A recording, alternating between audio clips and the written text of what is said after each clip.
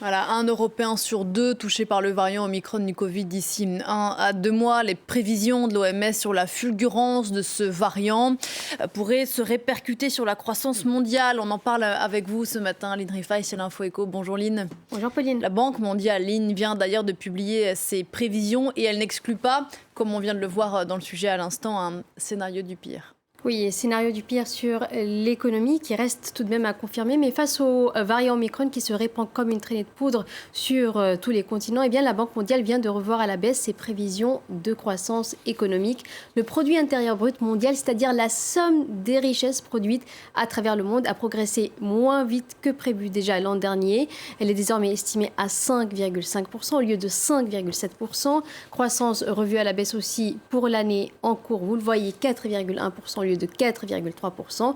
Mais ces estimations pourraient être encore revues à la baisse de manière bien plus forte. Alors concrètement, ce que craint la Banque mondiale, c'est un engorgement des systèmes de santé qui pourrait amputer la croissance mondiale de 0,7 points de pourcentage supplémentaire dans le pire des cas, mais aussi de nombreuses perturbations économiques dans certains secteurs essentiels comme le transport aérien ou encore l'industrie. On le voit d'ailleurs déjà aux États-Unis et en Europe où de nombreuses entreprises, mais aussi des services publics comme les écoles et les hôpitaux doivent tourner avec des effectifs réduits à cause du nombre de salariés touchés par le Covid-19.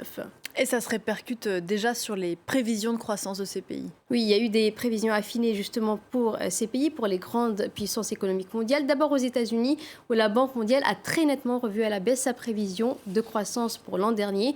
1,2 point de croissance de moins que les dernières estimations pour l'année 2021 et un demi-point de moins pour l'année en cours. Et puis la Chine, deuxième puissance économique mondiale, n'est pas non plus épargnée par le ralentissement. Ce qui inquiète en Chine, en plus des risques qui pèsent sur les autres grandes économies dans le monde, c'est l'état du secteur immobilier très fortement endetté qui pourrait subir les conséquences d'un ralentissement prolongé. Enfin, en zone euro, la croissance devrait ralentir à 4,2% cette année, puis 2,1% l'an prochain. Alors, ces ralentissements interviennent alors que de nombreux risques pèsent sur l'économie. Il y a d'abord l'inflation qui atteint des niveaux jamais vus depuis des décennies aux États-Unis et en zone euro. Une inflation qui pèse sur le pouvoir d'achat des ménages et qui devrait conduire les banques centrales à relever leur taux d'intérêt plus rapidement que prévu, du moins aux États-Unis.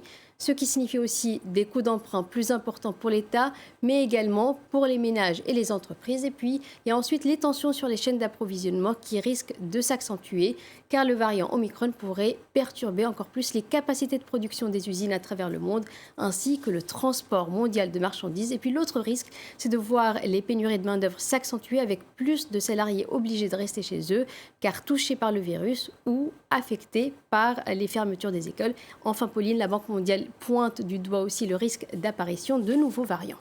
Voilà, on voit que les risques sont importants pour les grandes économies mondiales. On imagine qu'ils sont encore plus importants pour les économies émergentes et les pays plus pauvres. Oui, car le taux de vaccination d'abord y est déjà beaucoup plus faible, une couverture vaccinale moins importante, mais aussi parce que les États ont moins les moyens de soutenir l'économie et d'attribuer des aides aux ménages et aux entreprises face à l'inflation qui progresse et qui pèse lourdement sur le pouvoir d'achat. L'autre risque, c'est qu'avec la hausse prévue des taux d'intérêt aux États-Unis, les pays émergents pourraient assister à des sorties massives de capitaux qui iraient se placer sur les bons du Trésor américain, plus sûrs et désormais mieux rémunérés, avec comme conséquence la chute des monnaies de ces pays face au dollar et une flambée encore plus importante du prix des biens importés.